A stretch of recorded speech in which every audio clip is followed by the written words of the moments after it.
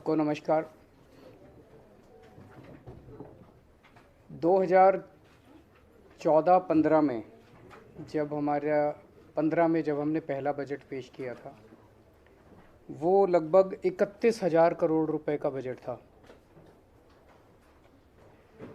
आज जो बजट पेश किया गया 7 साल के बाद, ये लगभग 76,000 करोड़ का बजट है।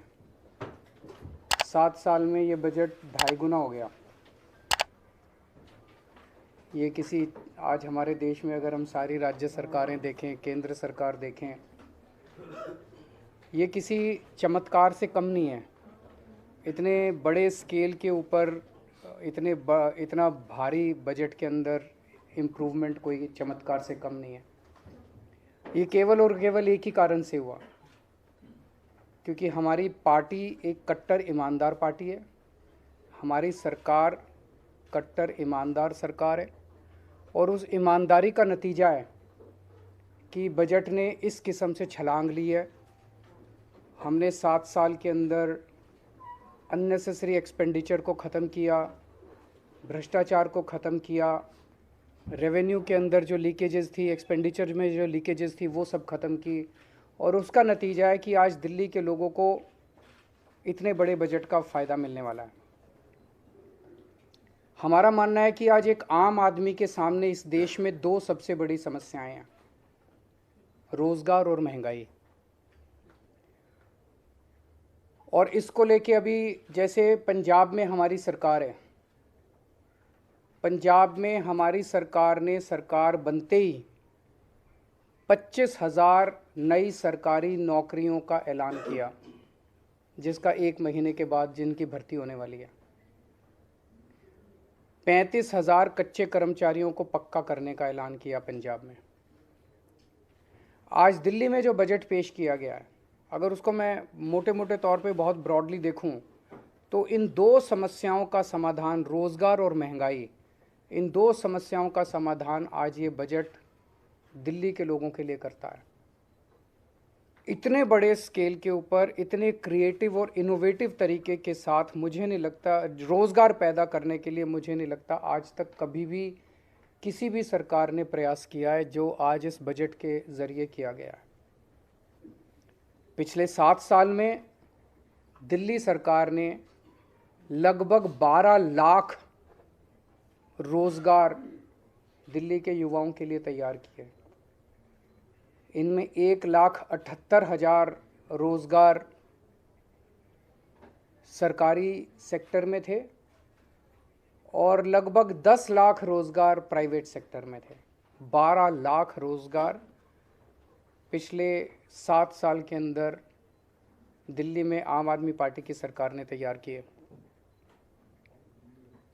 आज जो बजट पेश किया गया है, ये बजट अगले 5 साल के अंदर 20 लाख नए रोज़गार तैयार करने का लक्ष्य रखता है।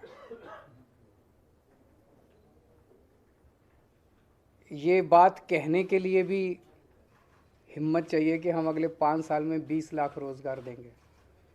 ये कोई चुनावी वादा नहीं है, आज कोई चुनावी सभा नहीं थी। आज विधानसभा के अंदर बजट रखा गया और बजट में 20 लाख रोज़गार तैयार करने का एक पूरा खाका देश के सामने रखा गया। ये बहुत ही बोल्ड बजट है, बहुत ही इनोवेटिव बजट है और इसके लिए मैं मनीष सिसोदिया जी को और उनकी पूरी टीम को बहुत बहुत बधाई देता हूँ। यही आज लोगों की सबसे ज़्यादा ज़रूरत है। कोरोना की वजह से बहुत सारे जॉब्स चले गए, हर घर के अंदर तकलीफ़ है, लोगों के पास नौकरियां नहीं हैं, लोगों के पास जॉब्स नहीं हैं।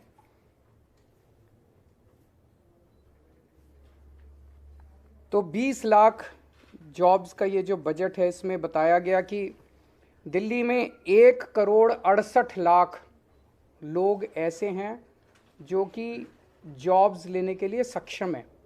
आबादी 1,68,00,000 नहीं है, आबादी तो 2 करोड़ के ऊपर है, लेकिन उसमें बच्चे हैं। ये 1,68,00,000 लोग टोटल हैं who are fit to take up jobs. उन 1,68,00,000 लोगों में से केवल 1/3 लोग ऐसे हैं जिनके पास आज जॉब्स हैं दिल्ली के अंदर, बाकियों के पास जॉब्स नहीं हैं। तो ये 33% की जो संख्या है इसे हमें बढ़ा के 45% तक 5 साल में ले जाना है। इसे 12% हमें इंक्रीज़ करना है। 12% इंक्रीज़ करने का मतलब है कि आज 56 लाख लोगों के पास जॉब्स हैं, इसे 76 लाख तक ले जाना है। तो 20 लाख नए जॉब्स हम लोगों को क्रिएट करने हैं। और ये कोई एम्प्टी प्रॉमिस नहीं है, खोखला वादा नहीं है। आज जितने डिटेल में इस बजट के अंदर पूरी रूपरेखा समझाई गई, ये जॉब्स कहाँ से आएंगे, इतनी इतनी महीन exercise, micro exercise, detailed exercise, practical exercise मुझे नहीं लगता कभी इस तरह की हुई है। जो सेक्टर्स आइडेंटिफाई किए गए रिटेल सेक्टर में, इन सेक्टर्स के अंदर जॉब्स क्रिएट किए जाएंगे। Retail sector, food and beverage sector, logistics and supply chain, travel and tourism, entertainment, construction, real estate, green energy. तो ये 8 सेक्टर्स हैं, 8 क्षेत्र हैं जहाँ पे नए जॉब्स क्रिएट किए जाएंगे। और हर एक की बहुत डिटेल्ड प्लानिंग की गई है, हर एक की बहुत डिटेल्ड स्कीम्स बनाई गई हैं। दिल्ली की 5 मार्केट्स आइडेंटिफाई की गई हैं जो कि दिल्ली की फेमस मार्केट्स हैं, ट्रेडिशनल मार्केट्स हैं। इन मार्केट्स को पूरा रिवैम्प किया जाएगा, उनको रिनोवेट किया जाएगा। और वहाँ पे उम्मीद है कि पूरे रिवैम्प और इनोवेशन के बाद उन मार्केट्स के अंदर बड़े स्तर के ऊपर बिजनेस बढ़ेगा। दिल्ली शॉपिंग फेस्टिवल लगाया जाएगा। दिल्ली शॉपिंग फेस्टिवल से उम्मीद है कि पूरे देश से और दुनिया भर से बहुत सारे टूरिस्ट्स दिल्ली आएंगे, जिससे दिल्ली की इकनॉमी बढ़ेगी। और हर साल दिल्ली शॉपिंग फेस्टिवल होगा, लंबा फेस्टिवल होगा, जिससे दिल्ली की इकनॉमी बढ़ेगी और दिल्ली में बड़े स्तर के ऊपर जॉब्स क्रिएट होंगे। होलसेल, दिल्ली जो है हमेशा से देश का एक तरह से होलसेल मार्केट रहा है, पर किन्हीं कारणवश उसकी वो जो होलसेल का जो नेचर था, उसका जो कैरेक्टर था, वो ख़त्म हो गया। इसको वापस रिवाइव किया जाएगा, दिल्ली को वापस होलसेल मार्केट बनाया जाएगा और अलग से दिल्ली होलसेल शॉपिंग फेस्टिवल किया जाएगा। दिल्ली बाज़ार पोर्टल बना रहे हैं हम लोग। मैंने पिछली साल ऐलान किया था दिल्ली बाज़ार पोर्टल, जिसमें दिल्ली के सारी दुकानें, दिल्ली के सारे मार्केट्स एक पोर्टल पे लाए जाएंगे। तो दिल्ली के अंदर कुछ भी माल बिकता है, छोटी दुकान पे, बड़ी दुकान पे, कहीं भी कोई भी माल बिकता है, वो आपके पड़ोस में रहने वाला, किसी कॉलोनी में रहने वाला आदमी भी खरीद सकता है और 24 घंटे खरीद सकता है। ऐसा नहीं कि सूरज छिपने के बाद फिर दुकान बंद हो जाएगी, कभी भी खरीद सकता है, रात को 12 बजे 1 बजे भी खरीद। अमेरिका में रहने वाला कोई आदमी भी खरीद सकता है, लंदन में रहने वाला कोई आदमी भी आपके लोकल मार्केट से, खान मार्केट से, चांदनी चौक से, आपके लोकल शॉपिंग कॉम्प्लेक्स से कोई भी माल खरीद सकता है। इससे हमें उम्मीद है कि दिल्ली की अर्थव्यवस्था को एक बड़ा जंप मिलेगा और दिल्ली के माल जो है वो पूरी दुनिया के अंदर बिकने चालू होंगे। गांधीनगर को ग्रैंड गारमेंट हब के रूप में डेवलप किया जाएगा। गांधीनगर का कपड़े का व्यापार जो है बहुत बड़ा है और इसको अगर हम अच्छे तरीके से, इसको सिस्टमेटिक तरीके से अगर रिवैम्प करके पूरे मार्केट को डेवलप किया जाए तो इसमें बहुत बड़ी अपॉर्चुनिटीज़ हैं। दिल्ली की जो नई स्टार्टअप पॉलिसी है वो बहुत बड़ी अपॉर्चुनिटीज़ खोलती है। दिल्ली ऑलरेडी देश का स्टार्टअप कैपिटल बन चुका है। दिल्ली के अंदर आज पूरे देश में सबसे ज़्यादा नए स्टार्टअप्स निकल रहे हैं। तो दिल्ली की जो स्टार्टअप पॉलिसी है, हमें उम्मीद है इसके ज़रिए बच्चे जो हैं वो बहुत सारे नए नए बिज़नेस शुरू करेंगे और दूसरों को नौकरी देंगे।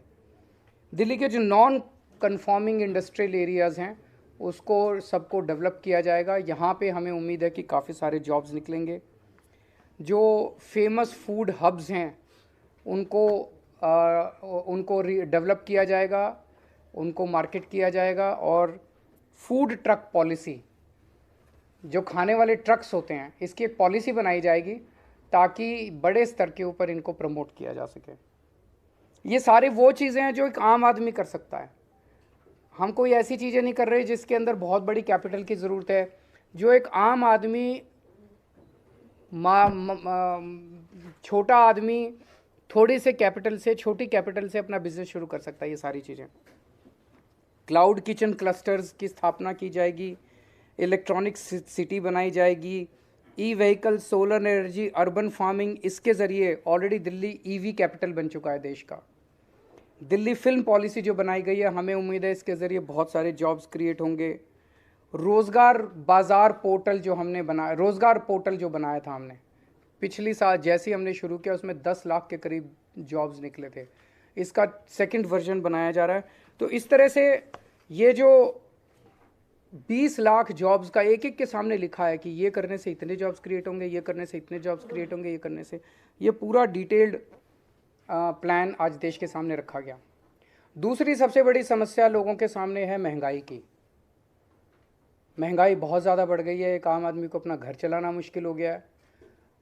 इसमें भी बहुत सारी चीज़ें ऐसी हैं जो दिल्ली के लोगों को, केवल और केवल दिल्ली के लोगों को मिल रही है और वो जारी रहेंगे।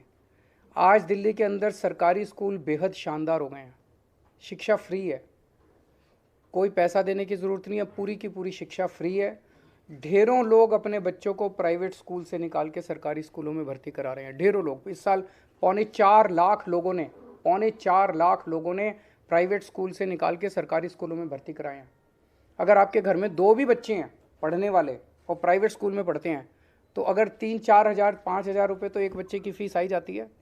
तो 10,000 रुपये पर मंथ एक आम आदमी का इतने महंगाई के ज़माने में बच गया, स्कूल का ही बच गया, बहुत बड़ी बात है।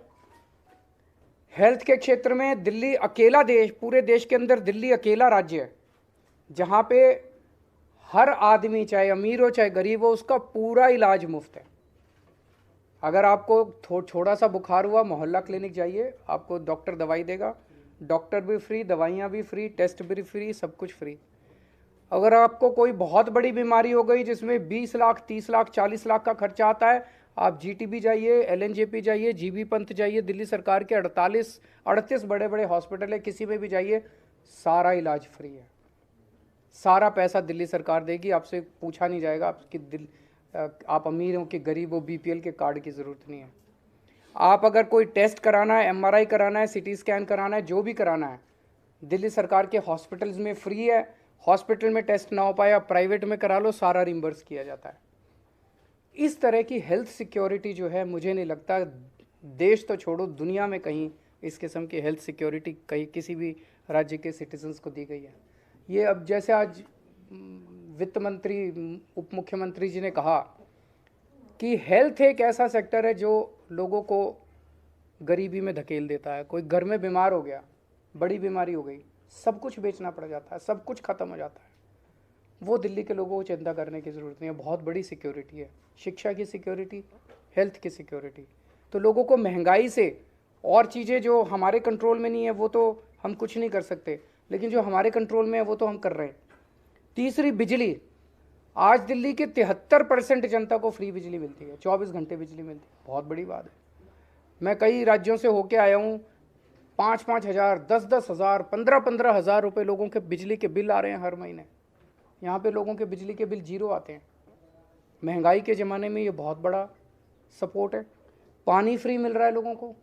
दूसरे राज्यों में आप चले जाइए, दूसरे राज्य क्या, दिल्ली के अंदर भी हमारी सरकार बनने के पहले मैं जब घूमा करता था, लोगों के 5-5 हज़ार, 10-10 हज़ार रुपये के महीने के बिल आया करते थे। अब लोगों के 0 बिल आ रहे हैं। पानी की व्यवस्था हो रही है, अब 24 घंटे पानी करेंगे, उसके ऊपर भी काम कर रहे हैं। केवल पानी फ्री नहीं, पानी नहीं आए तो फ्री पानी का क्या फ़ायदा है, तो पानी भी 24 घंटे आया करेगा, इसकी भी हम लोग व्यवस्था कर रहे हैं। और महिलाओं को फ्री ट्रांसपोर्ट।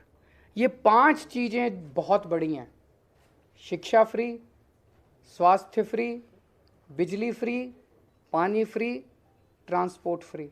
इन 5 चीज़ों से दिल्ली के एक आम आदमी की ज़िंदगी को थोड़ा सा सहारा दिल्ली सरकार देने का काम करती है। तो एक जो अच्छी खबर, दिल्ली की जितनी कच्ची कॉलोनियाँ हैं, कच्ची कॉलोनियों में मैं जब भी जाता हूँ, नरक की ज़िंदगी है लोगों की। एक बारिश आ जाए तो पूरा कीचड़ ही कीचड़, सारी नालियाँ बाहर वो बहने लग जाती हैं। 31 मार्च 2023 तक दिल्ली की सारी कच्ची कॉलोनियों के अंदर सड़क, नाली, पानी की पाइपलाइन और सीवर की पाइपलाइन का काम ख़त्म कर दिया जाएगा। कुछ कॉलोनियाँ बच जाएंगी जो फॉरेस्ट की वजह से ASI की वजह से, इन वजह से उनको परमिशन नहीं मिल पा रही। 100-125 कॉलोनियाँ बच जाएंगी। उसके अलावा दिल्ली की सारी कच्ची कॉलोनियों में ये 4 चीज़ों का काम पूरा हो जाएगा। मैं समझता हूँ इससे दिल्ली की कच्ची कॉलोनियों में लोगों को बड़ी मदद मिलेगी, सहायता मिलेगी और लोग इज्जत की ज़िंदगी जी सकेंगे। चुनाव के दौरान जब मैं प्रचार करता था तो कई जगह जाता था, लोग कहते थे जी रिश्ते नहीं आ रहे अच्छे। वो देखने आते हैं तो वो देखते हैं पहले तो जिस गली के अंदर सारी गलियां टूटी पड़ी हैं, सड़कें टूटी पड़ी हैं, नरक की ज़िंदगी है। मैं उम्मीद करता हूँ इसके बाद लोगों के सम्मान मिलेगा और रिश्ते भी अच्छे आने चालू होंगे। यमुना को भी साफ़ करेंगे, उसके ऊपर पूरा काम चल रहा है।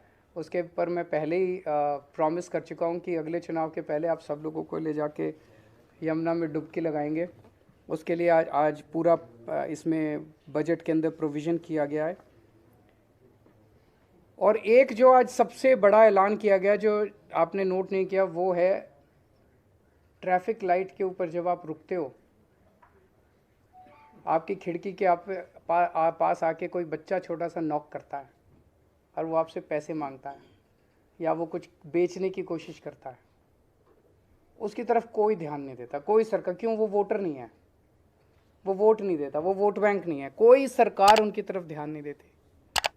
आज हमने 10 करोड़ रुपए इन बच्चों के लिए हम residential state of the art facilities का एक स्कूल बनाएंगे। वो रेजिडेंशियल स्कूल बिल्कुल अलग किस्म का होगा क्योंकि इन बच्चों को सबसे पहले हमें इमोशनल और साइकोलॉजिकल सपोर्ट देना पड़ेगा। इन बच्चों को जब आप उस ट्रैफिक लाइट से उठा के वहाँ ले जाओगे, बहुत प्रयास किए गए, सारे प्रयास अभी तक फेल हो गए। जितने भी प्रयास अभी तक किए गए वो सारे प्रयास ऐसे थे जिसके अंदर मानवता नहीं थी, मानवीयता नहीं थी। उनको पकड़ा गया, मुझे कनॉट प्लेस हनुमान मंदिर के आसपास से उनको पकड़ते हैं, ले जाके जेल में डाल देते हैं, चाइल्ड केयर सेंटर में डाल देते हैं, वहाँ कोई पूछने वाला नहीं है, वो बच्चे वहाँ से फिर भाग जाते हैं। ये स्कूल ऐसा होगा जहाँ पे उनको सारी अच्छी 5 स्टार सुविधाएं दी जाएंगी और उन बच्चों को मेन स्ट्रीम में लाके उनको एक इज्जत की ज़िंदगी दी जाएगी, उनको एक अच्छा नागरिक बनाया जाएगा। तो ये मोटे मोटे थे। मैं मनीष जी को फिर से और पूरी उनकी टीम को बधाई देता हूँ इतना शानदार बजट प्रस्तुत करने के लिए। अगर आपके कोई प्रश्न हैं तो। दिल्ली में एजेंसीज की बहुत अहम भूमिका है और जो कल संसद में हुआ उस पर आपकी क्या प्रतिक्रिया है, क्योंकि कारोबार एजेंसियों से जुड़कर ही हो पाएगा दिल्ली में, तो उस स्थिति को आप किस तरह से समझ पा रहे हैं? एमसीडी की क्या भूमिका रहेगी आने वाले दिनों में? आपका जो बजट है क्या उससे भी जोड़कर देखा जाएगा? नहीं, ज़रूर देखना चाहिए। देखो, सारी एजेंसीज के अंदर अगर तालमेल होगा तो तरक्की होगी। सारा शहर भी तरक्की करेगा, राज्य भी तरक्की करेगा, देश भी तरक्की करेगा। अगर तालमेल नहीं होगा तो तकलीफ़ें आएंगी, पर 7 साल में बहुत तकलीफ़ें आई, तो जब पुरानी तकलीफ़ें झेल ली तो आगे वाली भी तकलीफ़ें झेल लेंगे।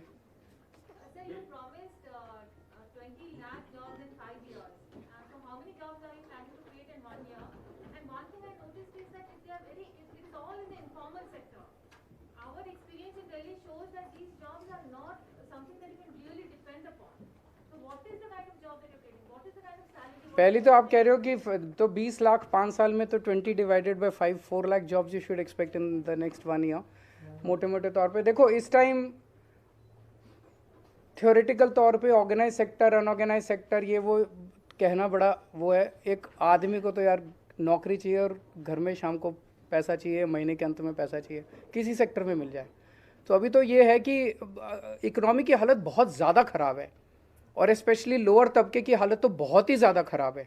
अभी तो वो लोग आदमी ये सोचता है यार कहीं भी कुछ भी नौकरी मिल जाए और घर का खर्चा चल जाए।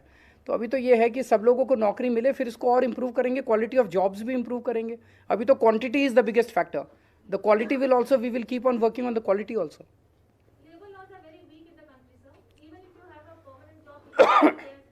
We will work on that.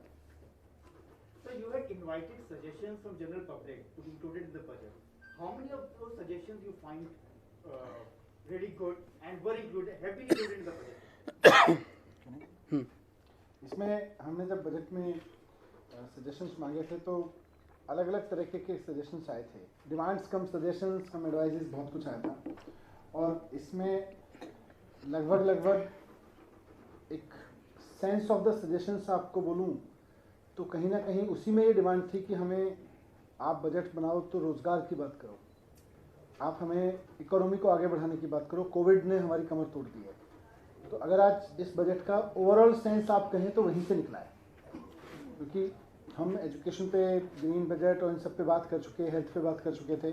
लोगों ने यही हमें कहा कि आप, और जो हमने पूरा रिटेल मार्केट को लेके जो पॉलिसीज़ बनाई हैं ये लोगों के बीच से ही निकल के आए। और उसके बाद हमने उन जो भी सजेशंस आए थे उनके बाद हमने उन सजेशंस के फर्दर सेक्टर्स पे पूरी स्टडी कराई। हम मार्केट के एसोसिएशन से हमारी टीम्स जाके मिली, सजेशंस के बेस पे अलग अलग गांधीनगर से लेके कमला नगर और जितने भी मार्केट्स दिल्ली में फेमस हैं, क्लाउड किचन के लोगों से हम लोग जाके मिले, उनके साथ में उनका पूरा स्ट्रक्चर समझा, उनकी प्रॉब्लम समझी, सरकार का इंटरवेंशन कहाँ चाहिए और वो कितने जॉब्स क्रिएट कर सकते हैं। तो जो भी आज बोला वो सजेशंस ही उसका आधार बने। आप खुद देख सकते हो कि जितने डिटेल के अंदर आज बजट में एक एक चीज़ एक्सप्लेन की गई है वो विदाउट पीपल्स पार्टिसिपेशन हो ही नहीं सकती थी। एक एसी बंद कमरे में बंद बैठ के इस तरह की डिटेल्ड एक्सरसाइज हो ही नहीं सकती है। Sir, you had spoken about the new startup policy where you're going to ensure that the entrepreneurs are going to focus on their ideas and you will take care of the rest of the issues. So are you planning to give a single window system in Delhi as well? Is there anything on those lines? Yes अभी एक youth को, जैसे मैंने अपनी speech में भी बोला, patent से लेके और तमाम चीज़ों के लिए बहुत भागना पड़ता है। तो पहली बात तो जैसे सर ने बहुत सारी चीज़ों को डोर स्टेप डिलीवरी पे ला दिया और बहुत सारी चीज़ों को फेसलेस कर दिया है, तो वैसे ही आज स्टार्टअप में जिस जिस चीज़ की एक यूथ को ज़रूरत है उन सबको या तो सिंगल विंडो या मैक्सिमम बहुत सारी चीज़ें डोर स्टेप पे उपलब्ध हैं, उसके लिए फेसलेस हो गई हैं, तो उसी रूप में रखेंगे, किसी को भटकना ना पड़े। और सरकार की जो एक तरह से मैनेजमेंट यूनिट होगी इस स्टार्टअप को करने के लिए, इंक्यूबेशन सेंटर या इंक्यूबेशन सेंटर को चलाने की प्रोजेक्ट मैनेजमेंट यूनिट्स होंगी, वो इस जिम्मेदारी को ज़्यादा निभाएंगी। सर मेरे सवाल है इससे अलग है, बजट से अलग। परसों मुख्यमंत्री जी ने भाषण दिया विधानसभा में, काफ़ी पसंद भी किया गया, सोशल मीडिया पे खूब वायरल भी हो रहा है, लेकिन बीजेपी इसको लेके काफ़ी हमलावर है। वो कह रही है कि आपने कश्मीरी पंडितों का मजाक उड़ाया, उनके दर्द के प्रति संवेदनहीनता दिखाई है आपने।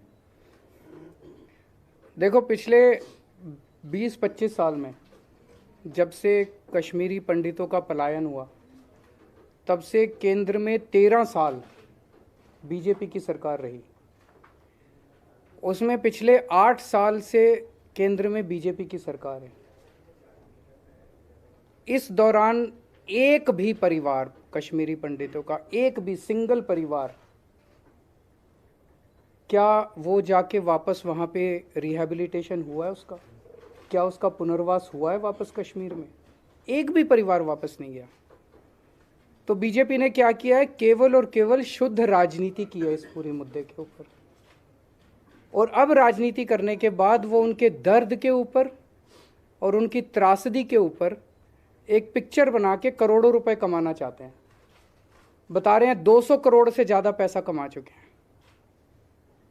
किसी कौम के दर्द पे और त्रासदी पे पिक्चर बना के पैसा कमाया जाए, ये तो क्रिमिनल है, ये तो सही नहीं है। देश ये बर्दाश्त नहीं करेगा। तो हमारी तो 2 ही डिमांड है, इस पिक्चर को यूट्यूब पे डालो ताकि सारे देश, सब लोग कश्मीरी पंडितों के दुख को देख सकें, और दूसरा, ये जो 200 करोड़ से ज़्यादा जितना भी पैसा आपने कमाया है, ये सारा पैसा कश्मीरी पंडितों के पुनर्वास के लिए खर्च किया जाना चाहिए। और तीसरा कि अब ठोस स्टेप्स उठाए जाएं ताकि कश्मीरी पंडित एक्चुअली अपने अपने घर को लौट सकें। 2 सवाल दोनों सवाल मैं पूछ लेता हूँ। एक तो ये कि दिल्ली से रिलेटेड जो बिल आया दिल्ली नगर निगम से रिलेटेड, उस बिल को आप किस तरीके से देखते हैं? और दूसरा सवाल ये कि 51,000 जो तीर्थ यात्रा आप निकाल रहे थे, उसके 51,000 तो लोग जा चुके हैं यात्रा पे, अब आगे उसको स्पीड अप करने का या कुछ और बढ़ाने का प्लान है? वो तीर्थ यात्रा दोबारा कल से शुरू हो गई है वो चलेगी। उसमें बजट की कमी नहीं होने देंगे। जब जब ट्रेन जैसे जैसे मिलेगी, जितने ज़्यादा से ज़्यादा तीर्थयात्रियों को हम भेज सकेंगे हम भेजेंगे। मैं खुद जब वो लौट के आते हैं उनसे मैं मिलता हूँ, जो खुशी उनके चेहरे पे होती है तीर्थ यात्रा करने के बाद, वो इतनी इन्फेक्शस होती है। आप मिलिए उनसे, बहुत अच्छा लगता है उन लोगों से। तो हम उसमें ज़्यादा से ज़्यादा लोगों को तीर्थ यात्रा कराएंगे। एमसीडी का जो बिल है वो केवल और केवल चुनाव स्थगित करने के लिए लाया गया। मतलब उस पूरे बिल के अंदर मोटे मोटे तौर पे देखें तो 2 ही बातें हैं। एक बात तो ये कि 272 से घटा के 250 वार्ड कर दिए। इससे क्या फ़ायदा हुआ भाई? पहले 272 वार्ड थे, अब 250 वार्ड कर दिए। तो कोई लॉजिक नहीं, कुछ नहीं, क्यों किया, किस लिए किया? एक ही कारण है कि 272 से 250 कर दिए तो अब डिलिमिटेशन होगा। अगर सेम रख देते तो डिलिमिटेशन नहीं होता, तो अब डिलिमिटेशन होगा। डिलिमिटेशन होगा तो साल 2 साल के लिए चुनाव गए, तो चुनाव टालने के लिए किया। और दूसरा कि पूरा का पूरा MCD जो है वो अब केंद्र सरकार चलाएगी, ये तो संविधान के ही खिलाफ है। तो एक बार बिल आ जाए, इसको हम भी स्टडी करेंगे, अगर जरूरत हुई तो हम कोर्ट में चैलेंज करेंगे फिर इसको। Thank you. Last question. Manish ji, budget में आपने ये कहा था कि दिल्ली में 7,000 से अधिक बस है और ये ऐतिहासिक आज तक कभी नहीं है। इसमें DTC कितनी बसें हैं और क्लस्टर कितनी है, और शहर की आबादी के हिसाब से कितनी बसों की जरूरत है जो कम है अभी? बसों का हमारा टारगेट इससे कहीं बड़ा है, पर मैंने ये कहा कि आज तक दिल्ली के इतिहास में दिल्ली की सड़कों पर दिल्ली सरकार के अधीन 7,000 से ज़्यादा बसें कभी नहीं चली। पहली बार ऐसा हुआ है कि 7,003 उसकी संख्या पहुंच गई और बढ़ रही है, लगातार बढ़ रही है। तो अभी आबादी के हिसाब से तो बहुत सही है, पर इतना बड़ा बेड़ा भी कभी नहीं हुआ। Thank you.